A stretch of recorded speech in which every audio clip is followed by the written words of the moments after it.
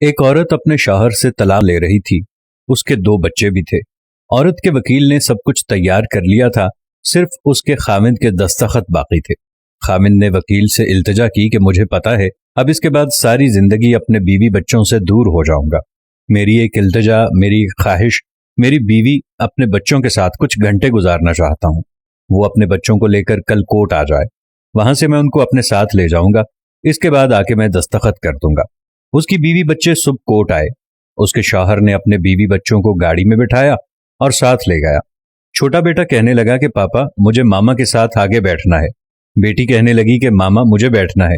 بیٹی نے کہا کہ پاپا اس کو دیکھو نا، پھر کہنے لگی کہ پاپا مجھے آئس کریم کھانا ہے۔ پاپا نے آئس کریم کھلائی، ریسٹورنٹ لے گئے۔ کبھی ماما کبھی پاپا بچوں کے منہ میں نوالے ڈال ڈال کر کھلاتے۔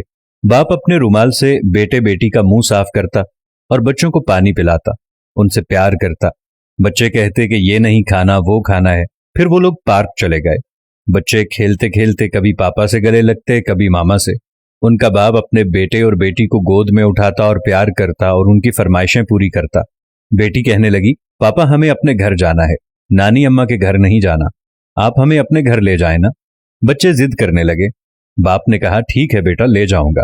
بچے کہنے لگے کہ پاپا ہماری گاڑی خوبصورت ہے، تیز چلتی ہے، نانوں لوگوں کی گاڑی ٹھیک نہیں ہے، میں بڑا ہو کر پاپا تیز گاڑی چلاؤں گا۔ باپ کی آنکھوں میں آنسو آ گئے، کہنے لگا ٹھیک ہے بیٹا، جب بڑے ہو جاؤ گے تو چلا لینا۔ کافی وقت نکل چکا تھا، وکیل بھی بار بار فون کر رہا تھا کہ کورٹ بند ہونے والا ہے، آپ واپس آ جائیں، پھر مجھے بھی جانا ہے۔ لیکن باپ کا اپنے بیوی بچوں سے بچھڑنے کو دل نہیں چاہ رہا تھا۔ باپ کی آنکھوں میں آنسو آنے لگے۔ بیٹی نے دیکھا تو پوچھا کہ پاپا کیوں رو رہے ہو؟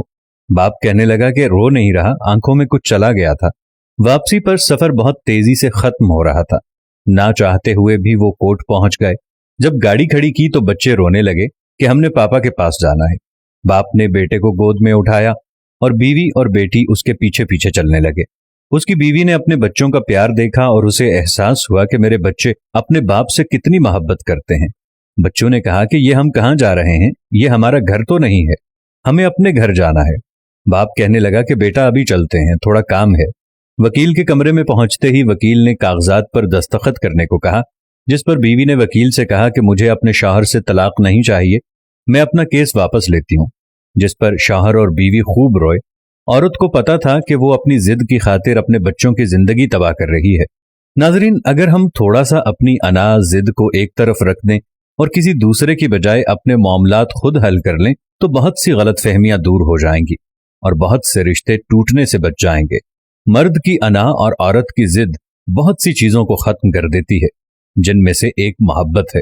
جب میاں بیوی اپنی اپنی انا اور ضد میں لگ جائیں تو بخدا گھر ٹوٹ جاتے ہیں۔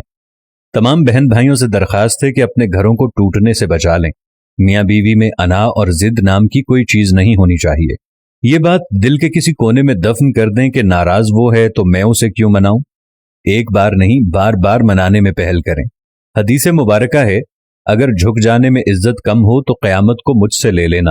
اللہ سے دعا ہے اللہ میاں بیوی کے رشتے میں اخلاص اور محبت پیدا فرمائے۔ آمین ثم آمین۔